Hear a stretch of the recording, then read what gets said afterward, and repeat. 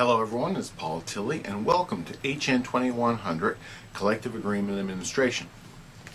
This is a course that deals with the unionized environment.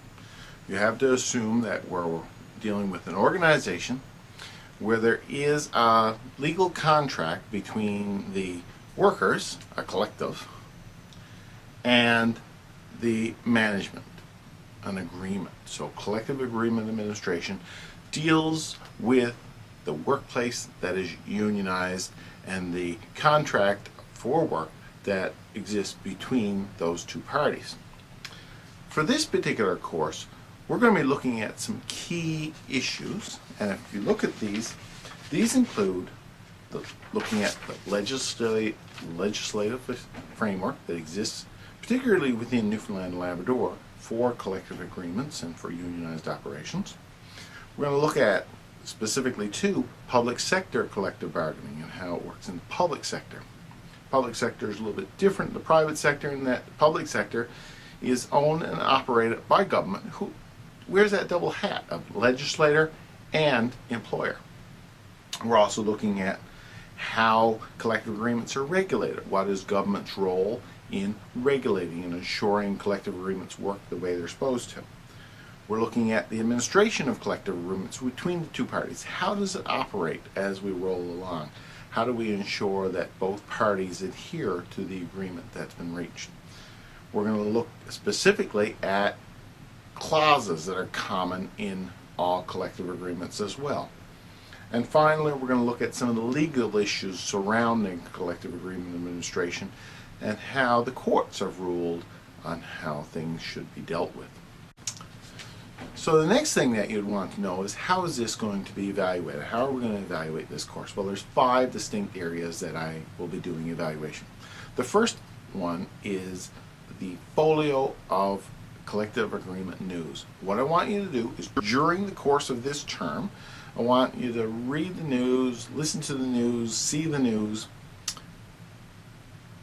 and look for topics that relate to collective agreements or in operations in the unionized workplace.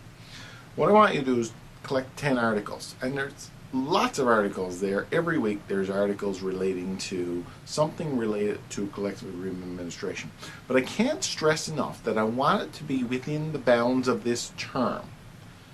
Now, another thing is, people often ask, well, does it apply just to Canada or the United States? Preferably, I would like Canadian stories, okay? Preferably, seeing that's the jurisdiction that we're dealing in. And even more preferably, I'd like local stories from Newfoundland and Labrador, if that's where you are. But again, my key criteria, though, is it has to be within the bounds of this term. So if you look in the course, I have explained in greater detail exactly what I want there in terms of that folio. So make sure you take a look at that. The next thing that I want you to look at in this is the case analysis. Okay, I have a case in this particular course that I want you to do an evaluation on, and you'll go to the section, you'll see the case that we're dealing with this term. I want you to review the case, look at the questions I posed there, and relate the material that we've covered in the course to that case. And that's worth 20%. The third thing that we're going to be doing is a research paper. What I want you to do is to pick the particular topic. And I have suggested topics there, and the topics could include things like Canadianization of labor movement, challenges ahead for Canadian labor, union rating in Canada, famous or influential labor disputes in Canada and Newfoundland, or any other approved topic related to labor relations, and specifically related to collective agreements in labor relations. So the topics are pretty broad, but you'll notice that the Canadian theme runs through again. I want it to be a Canadian bent.